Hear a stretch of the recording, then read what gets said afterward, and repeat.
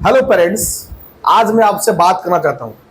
हमेशा बच्चा जब 10th पास होता है तब उसका दिमाग में 3 चीज आता है, मैं आर्ट्स लूं या कॉमर्स या साइंस।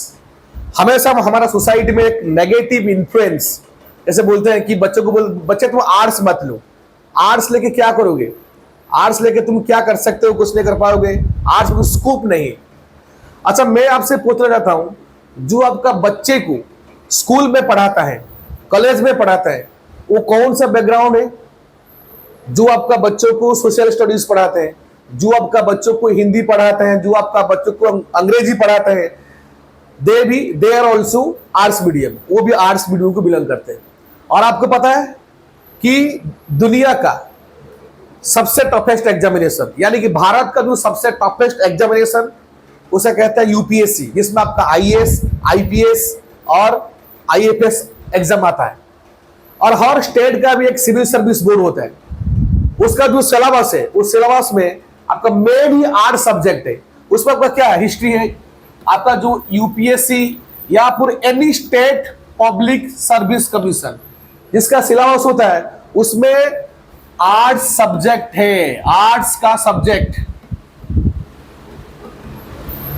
मोर देन 80% है, मोर देन 80%।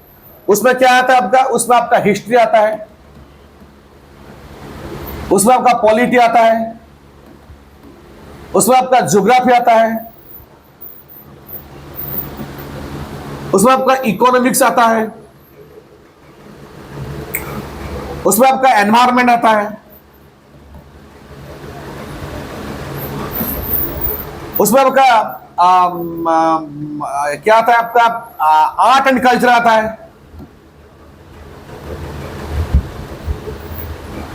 ह्यूमैनिटीज आता है, सोशियोलॉजी आता है, इतने सारा बहुत सारा सब्जेक्ट जो सब्जेक्ट आर्ट्स को बिलोंग करते हैं, वो सब्जेक्ट आपका यूपीएससी और आपका जो स्टेट पब्लिक सर्विस कमीशन है उसमें आता है।